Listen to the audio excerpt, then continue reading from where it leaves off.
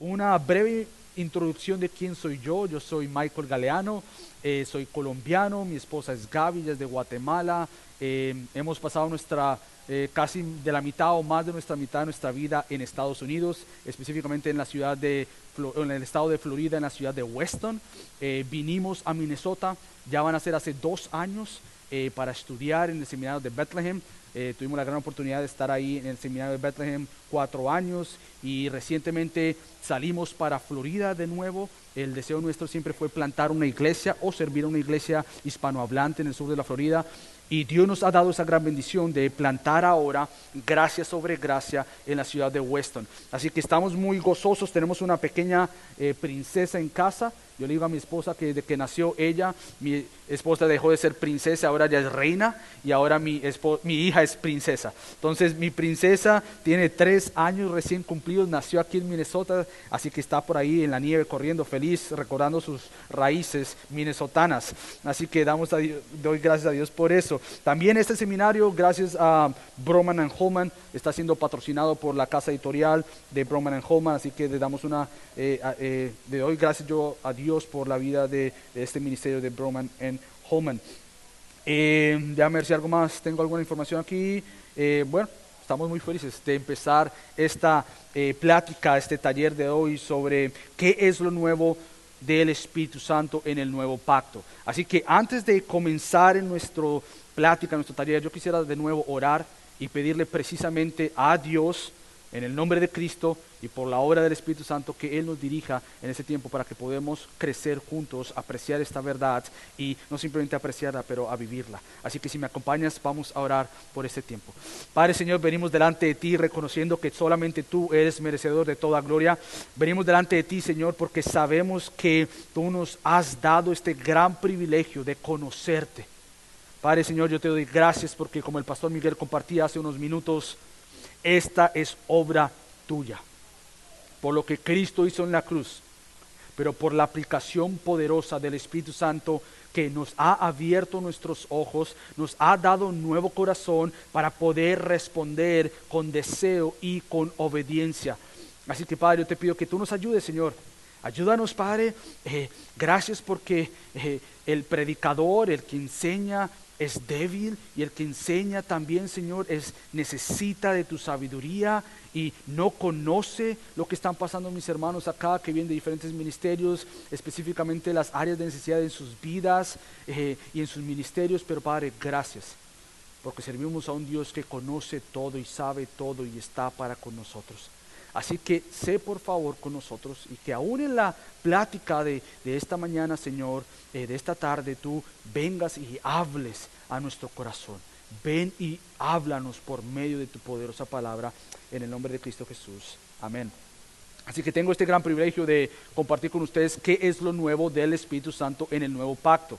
Y para mí esta es una de mis grandes pasiones, entender. Quizás lo que yo voy a hacer es darte, como cuando tú vas a ir a una tienda, sea de helado, o sea que te dan ciertas probaditas, tú gustas, te gustó, y quizás vas a averiguar más sobre ese producto cuando tú vas a Costco. A mi esposa le encanta ir a Costco y ella va en tienda, en lugarcito, comiendo aquí, comiendo allá. Es más o menos lo que quiero hacer esta mañana. No se puede, como el pastor Miguel lo dijo, en 40 minutos tratar de desarrollar una doctrina, una enseñanza que es tan amplia y tomaría meses y si no años digerirla, disgustarla y vivirla. Así que lo que yo quiero es darte una probadita para que tú vayas a casa, Dios permita, y durante estos días Dios te dé un deseo y un apetito por ir a casa y aprender más de esta poderosa realidad que es que el Espíritu Santo está en nosotros. Entonces lo que yo quisiera hacer es, aunque como el pastor Miguel lo dijo, yo creo que es un tiempo hermoso donde la iglesia hispanohablante tiene un gran deseo por conocer más de Cristo, conocer más del Espíritu Santo, conocer más del Padre, de la Trinidad.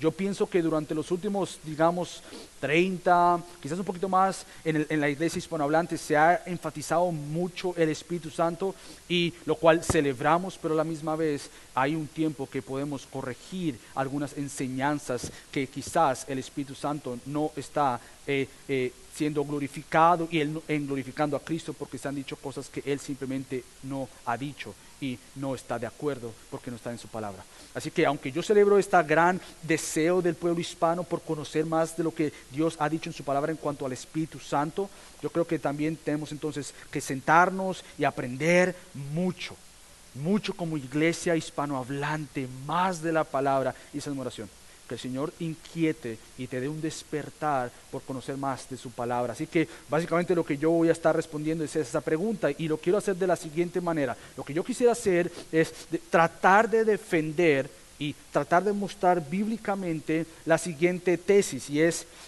que la presencia de Dios en el nuevo pacto es más que su presencia con su pueblo en el antiguo pacto. ¿Por qué? Bueno, ahora por la obra de Cristo, su presencia habita no solamente con, pero en su pueblo. Y quizás tú dices, bueno, eso yo lo sabía. Bueno, quizás sí lo sabías, pero lo que Pastor Miguel dijo y me gustó mucho es que ojalá, esto es una enseñanza poderosa. Aunque son preposiciones que para nosotros no significan mucho, con o en, son cruciales. Que Dios en su palabra haya mostrado una proyección, una progresión, que de Dios estando con, ahora estando con y en su pueblo, es una preciosa verdad, y por lo tanto nos ayuda también en vivir vidas cristocéntricas, tener ministerios bibliocéntricos que estén centrados y arraizados en la escritura de Dios. Así que lo que vamos a hacer es lo siguiente. Yo voy a mencionar brevemente cuando hablamos de qué es lo nuevo del Espíritu Santo en el nuevo pacto, lo que también podemos hablar es sobre la presencia de Dios. Eso es básicamente lo que estamos tratando de hablar y de entender esta mañana o esta tarde. Cómo la presencia de Dios se ve de Génesis a Apocalipsis. Cómo esa progresión, cómo es que el Espíritu Santo, la presencia de Dios, está moviéndose del Antiguo Testamento o el Antiguo Pacto al Nuevo Pacto. Y eso es lo que yo voy a tratar de hacer. Entonces, cuando hablamos de la presencia de Dios, una de las cosas que tenemos que empezar diciendo es que Dios siempre ha deseado estar con su pueblo.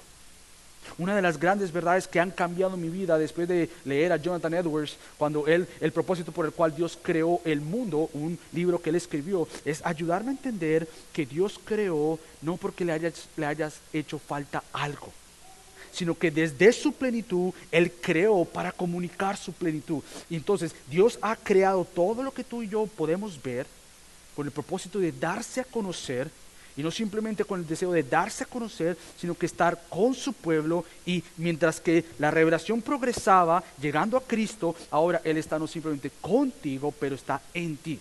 Y eso es algo que nosotros vemos en toda la Biblia.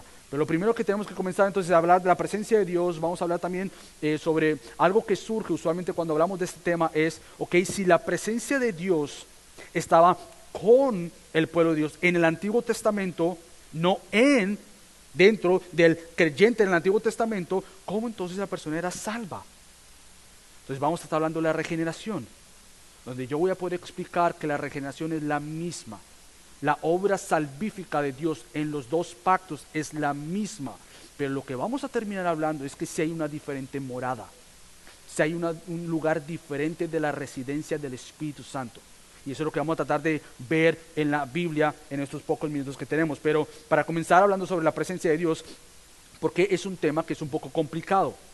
Bueno, porque cuando tú vas a la Biblia, tanto el Antiguo Testamento como el Nuevo Testamento, tú encuentras que la Biblia no usa simplemente una palabra en cuanto a la residencia del Espíritu Santo, o una acción nomás en cómo es que Dios viene con su pueblo, sino que tú vas a la Biblia y encuentras diferentes palabras de la llenura, de la venida, de cómo es que el Espíritu Santo vino, cómo la presencia de Dios se disfrutó. Por ejemplo, déjame mencionarte algunos ejemplos breves de cómo la Biblia distingue en maneras diferentes, tanto en el Antiguo Testamento como en el Nuevo Testamento, sobre esta residencia del Espíritu Santo o de la presencia de Dios. Por ejemplo, comenzamos con Éxodo 31:3, cuando Dios viene, el Espíritu Santo viene, y la palabra que se usa es llenar. El Espíritu Santo llenó y vino sobre Bezaleel.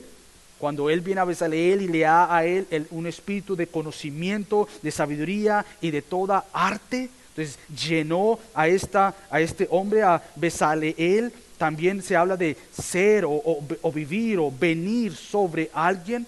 Lo vemos por ejemplo con el profeta Balaán en Números 24. Entonces no simplemente lo vemos con que llenó a alguien, sino que vino sobre alguien. Entonces son palabras distintas, aunque quizás muestren lo mismo, es lo que muestra es lo complejo, lo difícil que es este tema muchas veces. También vemos cómo vino sobre los mensajeros de Saúl en 1 Samuel 19:20. También se habla de que él vino con prisa, la presencia de Dios en el Espíritu Santo vino con prisa, venir con gran poder, y lo hizo en la vida de Saúl, lo vemos en 1 Samuel 10:10. También lo vemos con que él quizás vino a vestir o vino sobre alguien, y lo vemos con Zacarías en 2 de Crónicas 24:20. Entonces son diferentes palabras. También lo vemos sobre cómo el Espíritu Santo se vino y se puso o poner la palabra, pero se puso sobre alguien. Y esto, como el pastor Miguel lo decía, es una profecía hacia el siervo Cristo, el siervo sufriente que iba a venir, y el Espíritu Santo iba a estar sobre él, iba a ser puesto sobre él. Entonces, diferentes palabras. También derramar, quizás es la que mayormente conocemos, cuando la presencia de Dios es derramada sobre alguien o sobre su pueblo, y lo vemos también por ejemplo, cuando vino al pueblo de Dios en Isaías 44:3, o la que ya más o menos también conocemos y es una trayección al nuevo pacto, es una profecía, es algo prometido para ser algo realizado o finalmente concluido en Cristo. Es cuando el Espíritu Santo, se dice en Ezequiel, y vamos a estar estudiando esos versículos, iba a ser puesto dentro. Yo, dice Yahweh, dice el Señor, voy a poner mi Espíritu Santo sobre ustedes o sobre vosotros. Es otra palabra que se usa en el Antiguo Testamento. Ahora, yo no pienso que tú te vas a memorizar todo esto. Bueno, te digo, yo estoy dando pruebas para que veas lo complejo que es este tema. En que hay diferentes palabras que el Antiguo Testamento usa para hablar de esta realidad de la presencia de Dios con su pueblo y una futura realidad de la presencia de Dios en su pueblo. Ahora, cuando vamos al Nuevo Testamento encontramos algo similar. Hay diferentes palabras, como por ejemplo recibir. Cuando Cristo sopla a sus discípulos, y ellos reciben en Juan 20:22, Cristo resucitado, como el pastor Miguel lo explicó muy bien. Había una profecía, él lo prometió cuando él resucita o es resucitado. Entonces él ahora ya como Cristo resucitado sopla y ellos reciben el Espíritu Santo. Vamos a hablar de eso también. También vemos, y es que el Espíritu Santo se da, lo vemos en Hechos, y en todo Hechos tú lo vas a ver, cómo el Espíritu Santo se da para ser testigos. También vemos la palabra derramar en los gentiles, cuando Pedro empieza a proclamar la palabra de Dios al pueblo gentil, y vemos con Cornelio y su familia en Hechos 10 que vino sobre los gentiles.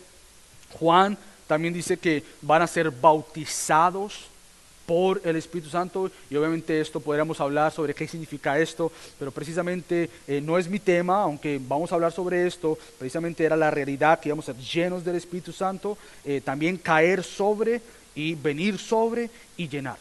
Entonces cuando tú ves ambos, encuentras esa realidad que, bueno, hay varias palabras. Entonces, ¿cómo nosotros podemos hacer y entender este tema tan importante que es la presencia de Dios con su pueblo y en su pueblo? Son varias palabras que la Biblia te informa de esta realidad prometida de parte de Dios y de este deseo. Una de las cosas que quiero animarte es que veas el deseo mismo de Dios de estar con y en su pueblo. Nadie le dijo a Dios, ¿puedes estar con nosotros? Él dijo, yo voy a estar con ustedes. Nadie le dijo a Dios, ¿será que tú puedes venir en nosotros? Él dijo, yo voy a estar en ustedes. Esto es obra de principio a fin de Dios. Por lo tanto, es de gran deseo de nosotros conocer estas grandes verdades. Entonces, lo que tenemos que tener en mente también, y quizás para ti va a ser nuevo esta palabra, la teología bíblica. Yo creo que grandes doctrinas en lo personal, que yo he podido crecer más y aprender más y amar más, es entre más yo conozco lo que es teología bíblica, a mí me apasiona demasiado este tema. Entonces, cuando vemos este tema de la presencia de Dios, lo que estamos haciendo en realidad es una teología bíblica. Lo que la teología bíblica y busca es ver y trazar de Génesis a Apocalipsis, todos los libros de la Biblia, ver cómo un tema es presentado y progresa para llegar a un clímax que es la exaltación de Cristo. Entonces, lo que nosotros vemos de la presencia de Dios de Génesis a Apocalipsis es este deseo mismo de Dios de crear para comunicar. Génesis, Él crea, Él quiere darse a conocer al hombre y a la mujer y los crea a su imagen y semejanza. Termina en Apocalipsis con la nueva creación donde Él va a estar con nosotros, y obviamente el tema principal aquí es el templo. Y esto es lo que precisamente vamos a ir moviéndonos en cómo es que todo este templo empieza a progresar para que tú y yo, te doy un adelanto, seamos este pueblo y este templo del Espíritu Santo. Entonces, cuando hablamos de la llenura, de la residencia, de la morada del Espíritu Santo, usualmente lo que decimos es, si Dios estuvo con su pueblo en el antiguo pacto, pero no en su pueblo, internamente, entonces, ¿cómo es posible que el Espíritu Santo o una persona, perdón, sea creyente? Entonces, inmediatamente cuando tú piensas sobre la llenura del Espíritu Santo que no estuvo en su pueblo en el Antiguo Testamento, pero que sí está en su pueblo en el Nuevo Testamento, tú dices, pero entonces ¿cómo una persona puede ser salva? Si es obra del Espíritu Santo. ¿Cómo puede ser posible que la persona haya sido salvada si es que el Espíritu Santo no está en él? Entonces, hoy vamos a empezar hablando que hay una misma regeneración por medio de los pactos. Es decir, la obra salvífica de Dios no cambia.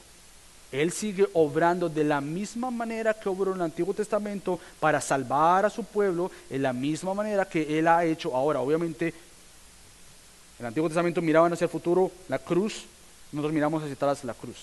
Entonces, básicamente lo que estamos hablando aquí es que parte de lo difícil de este tema es exactamente esto. ¿Cómo puede ser que una persona no haya sido llena del Espíritu Santo en el Antiguo Pacto cuando esa persona no ha sido llenada del Espíritu Santo, sino solamente regenerada?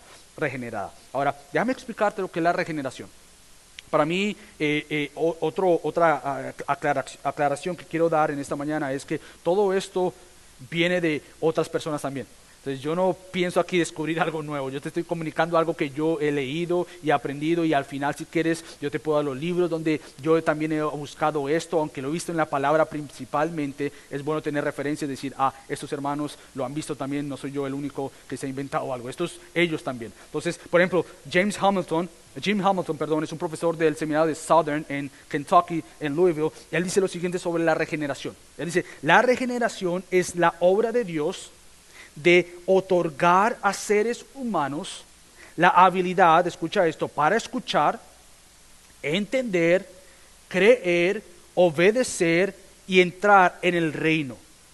Así que lo que nosotros vemos es que la regeneración, la obra de Dios, es otorgada o es lograda por lo que Cristo hizo y en la aplicación del Espíritu Santo, o lo que Cristo vendría a ser, pero la aplicación del Espíritu Santo en darnos un nuevo corazón. Entonces, tanto en el Antiguo Testamento como en el Nuevo Testamento, Dios ha obrado de la misma manera por medio del Espíritu Santo para dar corazones nuevos y responder a Dios.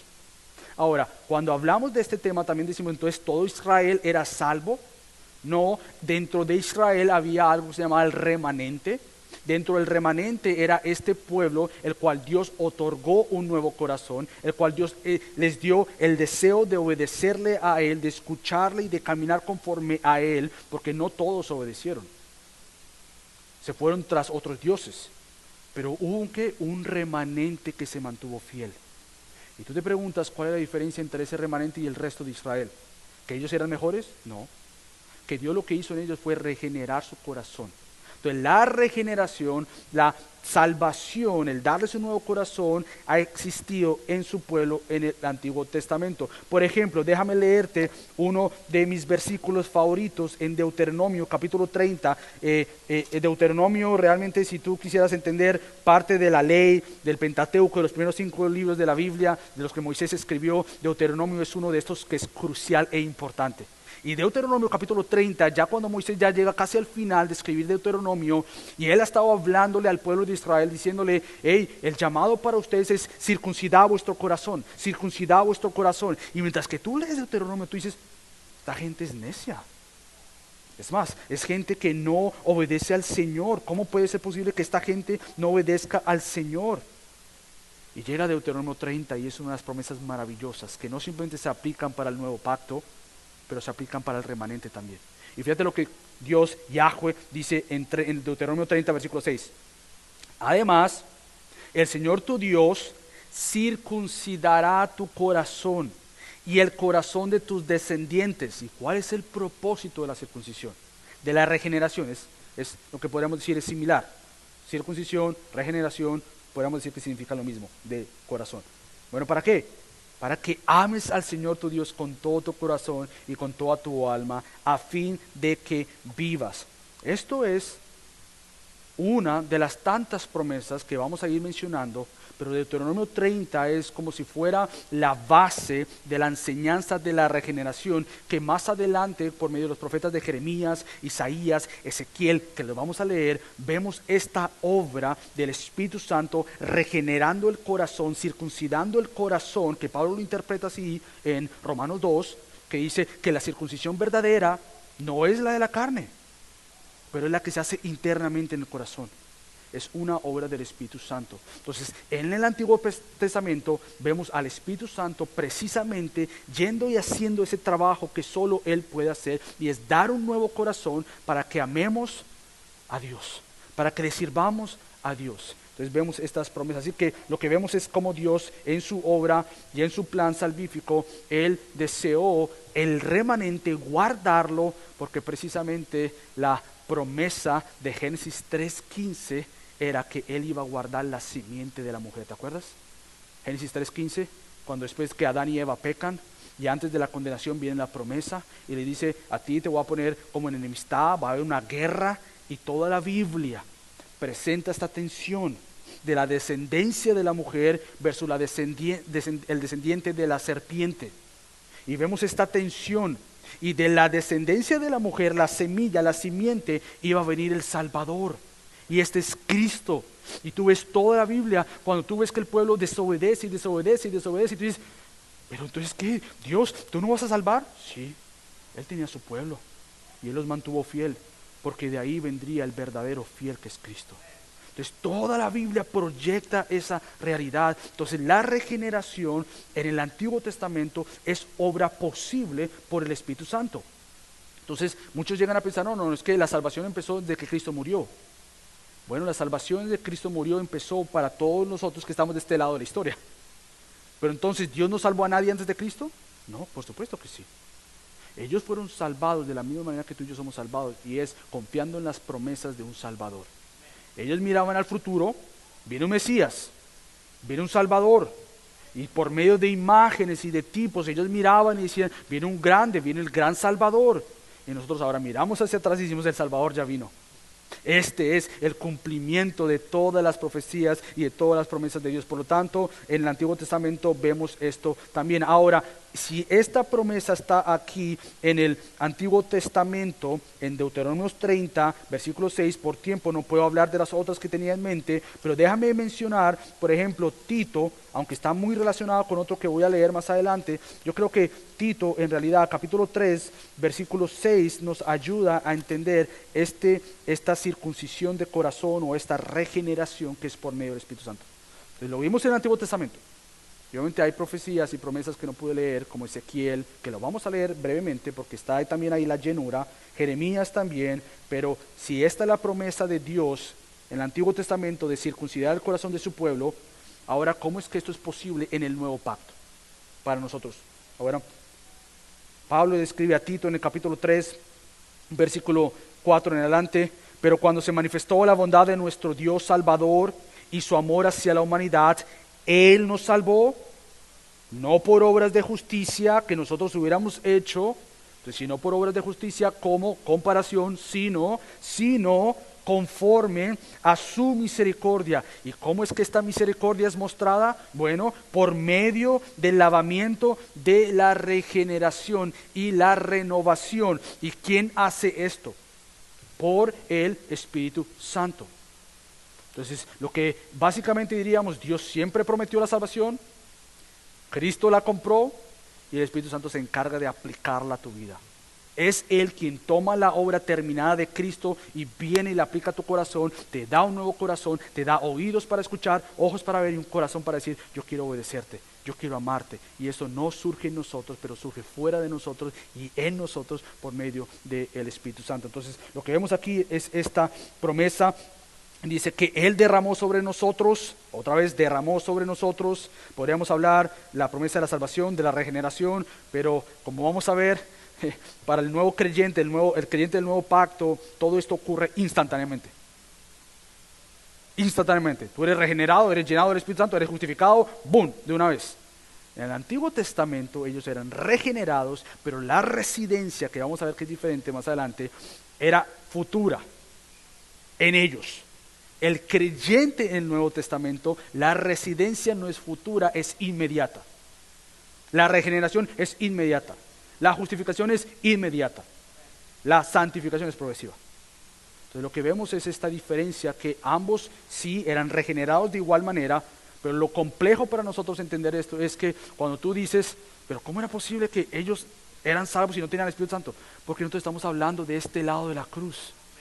Y eso es lo difícil. Yo recuerdo tener una conversación con el pastor John en una de las clases y en este punto creo que diferimos con él, y yo me acuerdo en clase y yo le decía, pastor, es que yo creo que el pueblo en el Antiguo Testamento no era lleno del Espíritu Santo.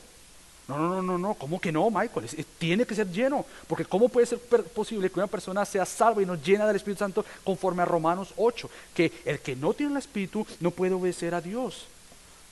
Entonces, después de conversar con él, yo trataba de explicarle que cuando tú lo ves de este lado de la cruz, es imposible ver que una persona sea regenerada y no llena, o llenada del Espíritu Santo. Es imposible, de este lado de la cruz. Pero el Antiguo Testamento miraba la regeneración como una obra inmediata, una justificación inmediata por fe en las promesas venideras, pero la residencia, la morada de la presencia de Dios era intermediada por algo más. Y aquí es donde nosotros quizás vamos a ver lo diferente que es una diferente morada o una diferente residencia del Espíritu Santo. Por ejemplo, cuando vemos que en el Antiguo Testamento Dios prometió estar con su pueblo, esta presencia de Dios era intermediada, ¿dónde? En el tabernáculo, en el templo. Entonces Dios sí estaba con su pueblo. Dios sí estaba con su pueblo. Pero esta presencia de Dios era de cierta manera intermediada o puesta en un lugar que era una morada temporal en un templo físico. El templo es una imagen, es un tipo.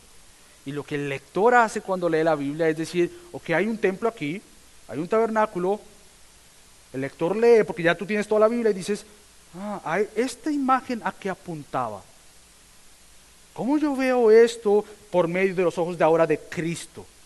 Por medio de la obra de la Biblia cerrada, del canon cerrado, ¿cómo yo veo e interpreto este templo, este tabernáculo con la realidad del nuevo pacto? Y aquí es donde entonces nosotros vamos a entrar en la diferencia morada de la presencia de Dios. La misma regeneración, pero diferente morada.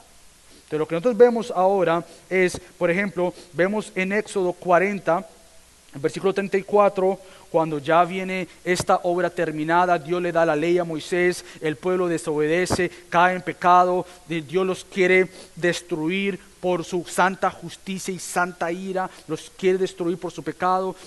Moisés intercede por ellos y dice, no los destruyas, ¿qué van a decir las naciones? Hazlo por tu gloria, por favor. Y Dios obviamente no destruye a la nación de Israel, pero de cierta manera en esta promesa estaba que Él iba a residir en ese templo construido, en ese tabernáculo construido, y vemos entonces cómo el tabernáculo viene y Dios les da estas señales para ellos poder de cierta manera mediar en la presencia del Señor. Lo interesante del Antiguo Testamento, cuando se habla del tabernáculo, del templo, es que aunque Dios estaba con su pueblo en el templo, eso tú lo vas a ver porque cada vez, por ejemplo, cuando se hizo el tabernáculo en Éxodo, la gloria del Señor bajó. Cuando Salomón, cuando Salomón hizo el templo, la gloria de Dios bajó. Y lo interesante es que Ezequiel, del capítulo 8 al capítulo 11, muestra la triste realidad, la dolorosa realidad que por el pecado de Israel, la presencia de Dios dejó el templo. Ve a casa y estudia Ezequiel capítulo 8 al 11 y vas a darte cuenta que una de las profecías de Ezequiel era decirle al pueblo, la presencia de Dios ya no está con ustedes. La presencia de Dios se ha ido de ustedes. Entonces lo que vemos es que en Ezequiel esta triste realidad. Entonces, ¿cómo puede ser que el Espíritu Santo habitara con el pueblo en el Antiguo Testamento? De nuevo, Hamilton a mí me ayuda muchísimo. Porque tú quizás estás pensando, pero espérate, yo me acuerdo que el Espíritu Santo sí venía sobre algunos. Por ejemplo, los profetas, los reyes, aquellos que hacían cosas en el tabernáculo. ¿Cómo entendemos esta residencia temporal? Bueno, Hamilton para mí me ayuda muchísimo y él dice lo siguiente: en el antiguo pacto Dios permaneció fiel a su pueblo. ¿Cómo? Acompañándoles en una columna de fuego y de nube, después habitando en medio de ellos en el tabernáculo y en el templo. Pero ahora en el nuevo pacto, el único templo son la comunidad de creyentes, y Dios habita no solo en la comunidad corporativa, pero también en cada miembro individual. Entonces la pregunta que nos hacemos es: ¿cómo es que el Espíritu Santo estaba en el antiguo pacto con su pueblo? ¿Cómo es que estaba? Específicamente, ¿cómo es que estaba? ¿Cómo es que eso funcionaba? Bueno, Hamilton nuevamente nos ayuda, o me ayuda mucho a entender, es que el Espíritu Santo venía sobre o con algunos líderes políticos. ¿Para qué? Bueno, los apoderaba al juez, por ejemplo, apoderaba al juez para un trabajo en particular, marcando como alguien distinto. Es decir, perdóname, déjame explicarte esta referencia porque es un poco compleja. Lo que el Espíritu Santo hacía era venir y marcar la vida de alguien por un periodo temporal para una obra en específica de Dios. Entonces, si los profetas estaban llenos del Espíritu Santo, eran para escribir específicamente la palabra de Dios. Si los reyes supuestamente tenían que juzgar bien al pueblo, venían temporalmente sobre, el Espíritu Santo venía sobre ellos para poder dirigir al pueblo de Dios. Y obviamente tenemos el clásico ejemplo de la caída de Saúl, que aunque el Espíritu Santo vino sobre él, y es más, profetizó también, el Espíritu Santo abandonó a Saúl. Entonces era una residencia temporal, y eso no se aplica al nuevo creyente. El Espíritu Santo, si tú eres regenerado verdaderamente, nunca te va a abandonar, nunca. Esa es una de las grandes verdades de la seguridad de salvación, que todo aquel que el Señor salva, santifica, y todo aquel que el Señor salva, santifica y lo guarda y lo preserva para presentárselo a gloria en gran majestad y belleza delante del Padre. Por ejemplo, entonces, ¿cómo es que encontramos la presencia de Dios permanente? No temporal, como en el Antiguo Testamento lo vemos en el templo, porque como lo expliqué en Ezequiel, ya la presencia de Dios sale del templo. Entonces, ¿cómo sabemos que en el nuevo pacto la presencia de Dios nunca se va de su pueblo, de su iglesia, de su comunidad? Bueno, hay varias profecías sobre esto y varias promesas. Ve conmigo si puedes, o escucha Ezequiel. Te dije que iba a esperar un momento para llegar allá. Ezequiel, capítulo 36, versículo 26 en adelante, es uno de los versículos o de las profecías más claras en cuanto no simplemente la promesa de regeneración, pero la promesa de la morada del Espíritu Santo en cada creyente, en su pueblo. Ezequiel, capítulo 36, del versículo 26 en adelante dice, o del 25, perdón, porque tiene mucha relación con lo que acabamos de leer de Tito. Entonces os rociaré con agua limpia, eso fue lo que vemos en Tito, que Él nos limpió con agua, y quedaréis limpios de todas vuestras inmundicias y de todos vuestros ídolos, os limpiaré. Además, os daré un corazón nuevo, regeneración. Os daré un corazón y pondré un espíritu nuevo dentro de vosotros. Quitaré de vuestra carne el corazón de piedra, regeneración, y os daré un corazón de carne. Esta es la promesa de esta futura regeneración, tanto para ellos como para nosotros. Y aquí viene la diferencia. Esta es una profecía y una promesa para el nuevo pacto. Por eso que nosotros decimos que el nuevo pacto no tiene comparación. Los pecados han sido perdonados de una vez para siempre, han sido tirados al fondo del mar. Entonces hay ciertas cosas que decimos que el nuevo pacto es el último pacto. No viene otro después de él. Ese es el último. Entonces, esto es porque es una diferencia. Bueno, pondré dentro de vosotros yo no sé qué traducción tú tengas, pero yo tengo la versión de las Américas y tiene espíritu en minúscula. Yo creo que esa es una referencia no a un espíritu, como lo acabo de mencionar anteriormente, y pondré un espíritu nuevo, es decir, vamos a nacer espiritualmente, porque estamos muertos espiritualmente, pero vas a nacer espiritualmente, entonces le voy a dar un nuevo espíritu. Esa sí se aplica ahí, pero en el versículo 27 no es, y pondré mi espíritu en minúscula, sino pondré mi espíritu, pondré el Espíritu Santo. ¿Dónde? y dentro de vosotros pondré mi espíritu. ¿Para qué? Nuevamente, esto es algo que se aplica mucho a tu vida como creyente. ¿Para qué es que el Espíritu Santo reside en tu vida y en mi vida? ¿Para qué es que Él te ha dado un nuevo corazón? Bueno, para que andéis en mis estatutos y cumpláis cuidadosamente mis ordenanzas. La residencia del Espíritu Santo en el creyente es una ayuda poderosa y maravillosa, no simplemente para ser testigos de Cristo con palabras, pero testigos de Cristo con acciones. Una vida transformada por el Evangelio es una vida que impacta su familia, su iglesia y su comunidad.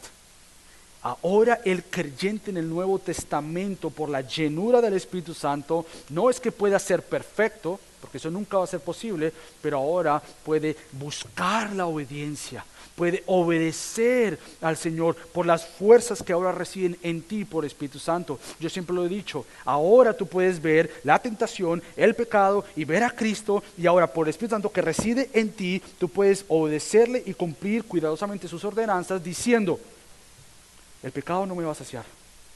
Yo conozco su falsedad y por más que mi corazón es inclinado para con eso, y yo conozco esa falsedad, ahora yo conozco al Espíritu Santo, Él reside en mí, me da fuerzas y ahora empodérame, lléname para obedecerte.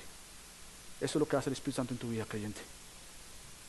Que el Señor nos ayude a abrazar estas verdades para vivir conforme a su palabra, para vivir en integridad y sabiduría, como el pastor Miguel se ha encargado de enseñarnos estos últimos años. Así que creemos obviamente que la presencia del Señor vino en nosotros, pero ¿dónde es que está esto y cómo es que esto es posible? Bueno, por el nuevo templo, el nuevo tabernáculo, por decirlo así. El nuevo templo apuntaba a la realidad de Cristo. ¿Te acuerdas de las palabras que Juan usa en Juan 1? Que Cristo de alguna manera se tabernaculizó.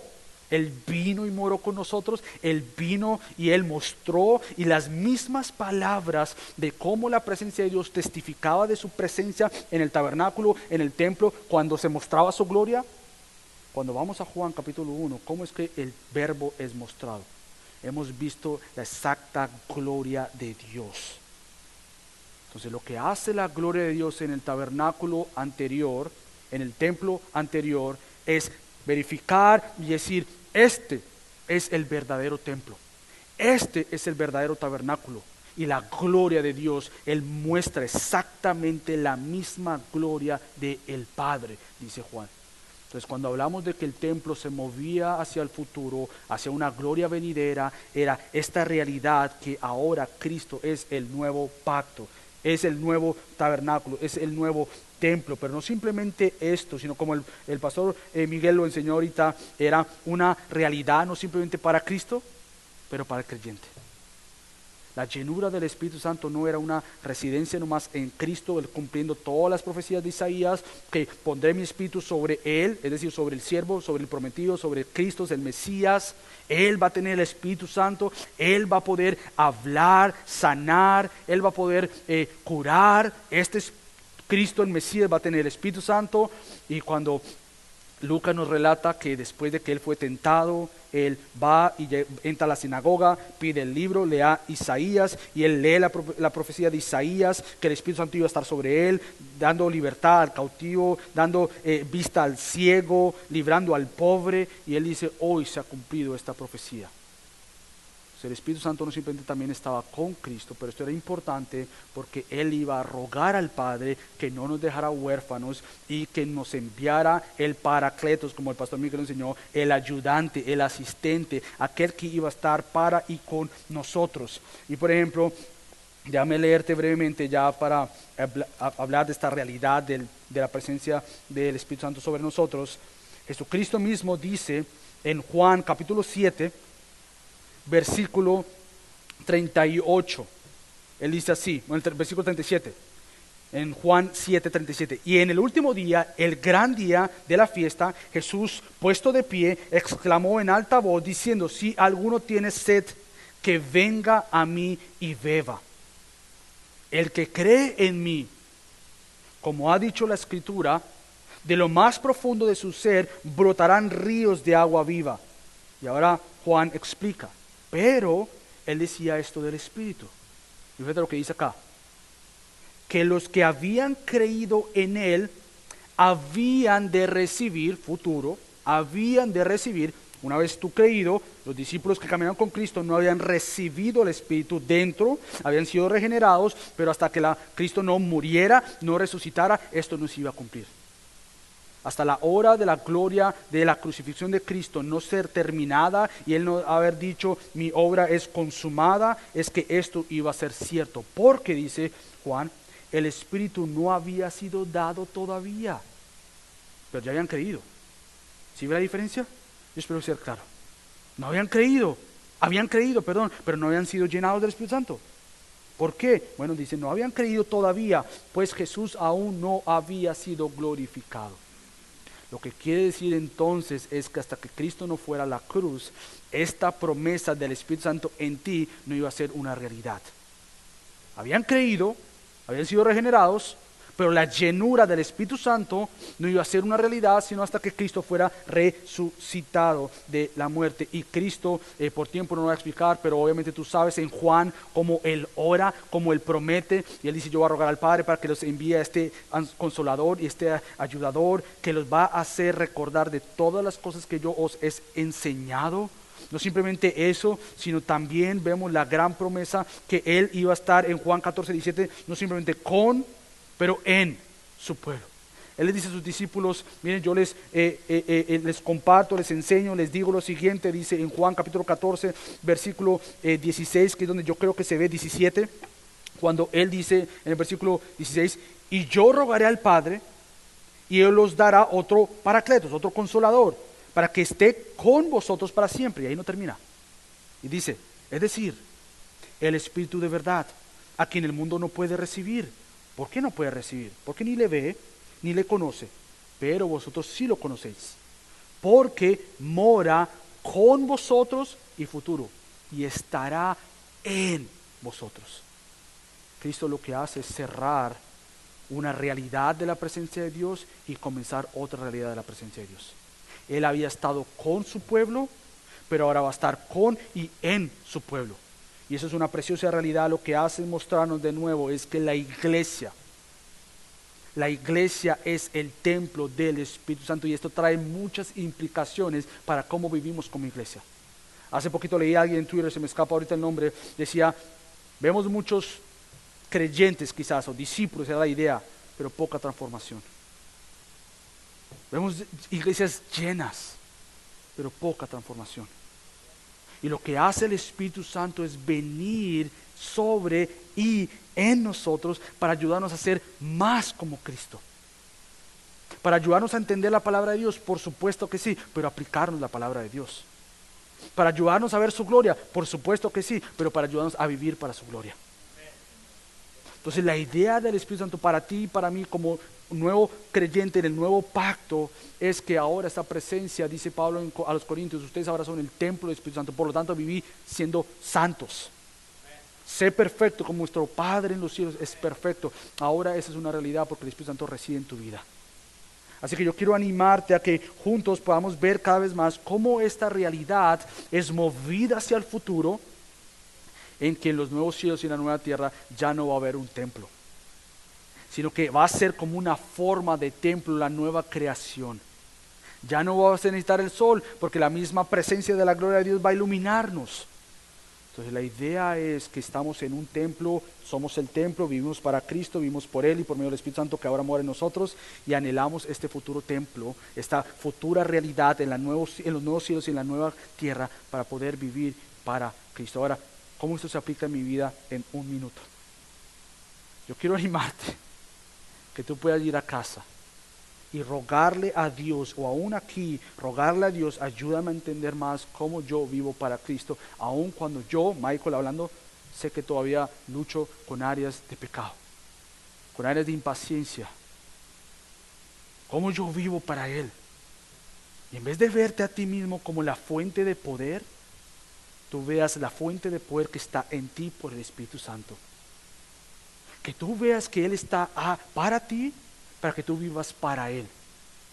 Que podamos tener la valentía y la audacia de proclamar el Evangelio como lo vemos en Hechos, porque el Espíritu Santo llena nuestra vida. Así que la oración es: Señor, llénanos más de tu Espíritu Santo. Fuimos llenos y seguiremos siendo llenos del Espíritu Santo. Por lo tanto, el clamor hacia Él, hacia el Padre, es por Cristo, obra terminada, una realidad perfecta. Ahora lléname más del Espíritu Santo. En áreas que tú luchas, cualquiera que sea, en los problemas que estés pasando, en matrimonio, ministerial, con tus hijos, con tu novio, con tu novia, en el colegio, en el trabajo, donde sea, que tú clames y digas: Señor, ayúdame a vivir para ti, conforme a ti y por ti, porque yo quiero vivir siendo empoderado, no por mis propias fuerzas, porque no puedo, no por lo que dirán, pero por aquel que ya ha dicho consumado es, y ese poder que levantó a Cristo desde los muertos, dice Pablo en Efesios, ahora habita en vosotros. Hay poder en nosotros para proclamar el Evangelio de Cristo. Así que permíteme orar. Padre Dios, te damos gracias por la llenura del Espíritu Santo, te damos gracias por esta verdad que Él vive en nosotros.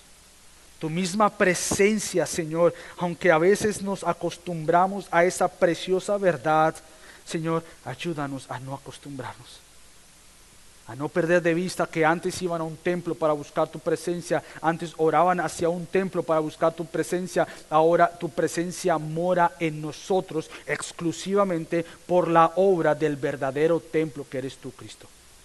Así que ayúdanos, Señor, a ser más llenados de tu Espíritu Santo, para vivir conforme a ti y para ti. Así que te damos gracias por esta mañana y el resto de la tarde que vamos a tener juntos. En el nombre de Cristo Jesús. Amén.